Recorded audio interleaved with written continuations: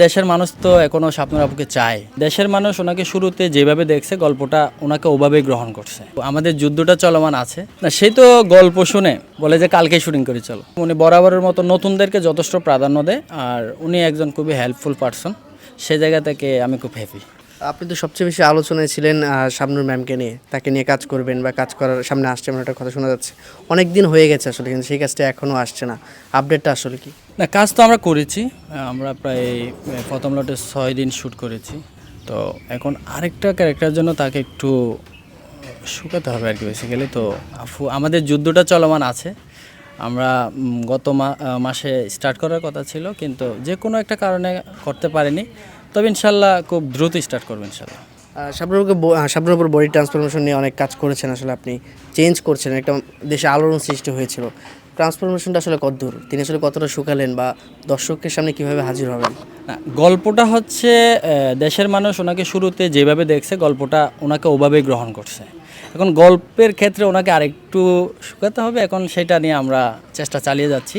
আর এটা অবশ্যই সফলভাবে আমাদের দেশে আসবে, কাজটাও ইনশাল্লাহ সম্পূর্ণ করবে ইনশাল্লাহ।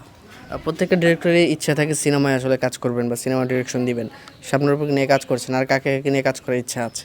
ইচ্ছা আমার, যদি বলি যে আমি আগে রঙ্গনা শেষ করি, কারণ এটা আমাদের জন্য অনেক বড় চ্যালেঞ্জ।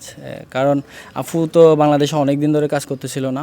তো সেই জায়গা থেকে আমরা সিদ্ধান্ত নিই যে যেহেতু আফুকে কিন্তু অডিয়েন্স এখনও চায়, তো সেই জায়গা থেকে আসলে অনেক কষ্ট করে এই কাজের পিছনে আমাদের অনেক শ্রম আছে।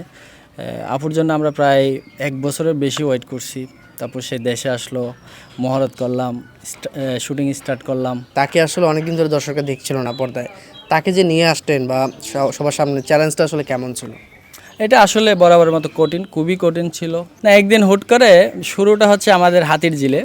আমরা কয়েকজন গল্প করতেছিলাম যে এরকম একটা গল্প, এটা কিভাবে কি করা যায়। তো হুট করে মাথায় আসলো যে দেশের মানুষ তো এখনও শাবনূর আপুকে চায়, তো একটা চ্যালেঞ্জ নেওয়াই যায়। তো আসলে সেখান থেকেই শুরু। এরপরে আমরা প্রায় 1 বছর এটার পিছনে ছুটি, এরপরে প্রায় আরও 6 মাস প্লাস ফ্রি প্রোডাকশন করি। দেন সব কিছু আজকে এই পর্যন্ত আর কি। প্রথম যখন তার কাছে গেলেন আসলে প্রস্তাব নিয়ে, সে আসলে কি বলেছিল বা প্রথমে আসতে রাজি হয়েছিল কিনা? না, সে তো গল্প শুনে বলে যে কালকে শুটিং করে চলো। তো কালকে বললে তো আর করা যায় না, তো একটু টাইম নিছি। এরপরে আমরা তো স্টার্ট করলাম, এখন বাকি কাজ শেষ হলে মুক্তি দিব। আর তার সঙ্গে যেহেতু গল্প করেছেন, নিশ্চয়ই অনেক কিছু বলেছে, কারণ অনেক স্মৃতি তার ইন্ডাস্ট্রি নিয়ে। কোনো নায়কের কথা বলেছে কিনা বা কারো কথা তিনি বলেছে কিনা আপনাকে? না, উনি অবশ্যই অনেকের কথা শুনছে, আমি মেনশন করতে চাই না। তবে সেই জায়গা থেকে আমি যেটা দেখলাম, উনি বরাবরের মতো নতুনদেরকে যথেষ্ট প্রাধান্য দেয়, আর উনি একজন খুবই হেল্পফুল পারসন। সে জায়গা থেকে আমি খুব হ্যাপি। নায়কের জায়গাটা তো চমক, অবশ্যই এটা আমাদের দেশের কেউ না, এতটুকু বলতে পারি। আমাদের ওভারঅল গাঁথুনিটা খুবই ভালো আছে, অন্যান্য যারা আর্টিস্ট। আর এখানে নতুন বলা যাবে না, আপনার টিফু ভাইও অনেক কাজ করেছেন। তারপর আমাদের আয়শা নাফিসা, ওর অনেক কাজ আছে। তো সেই জায়গা থেকে কেমিস্ট্রিটা জমছে, খুবই জমছে। আমার জায়গা থেকে আমিও চেষ্টা করছি, ওরাও চেষ্টা করছে। এখন বাকিটা রিলিজের পরে বোঝা যাবে আর কি। মাঝখানে আমাকে নিয়ে অনেক সমালোচনা হয়েছে রঙ্গনা সিনেমা নিয়ে। তো আমি একটা কথাই বলবো, আপনারা আমার উপরে ভরসা রাখুন, হতাশ করব না। দেশে দেশে সবার সাথে দ্য নিউজ।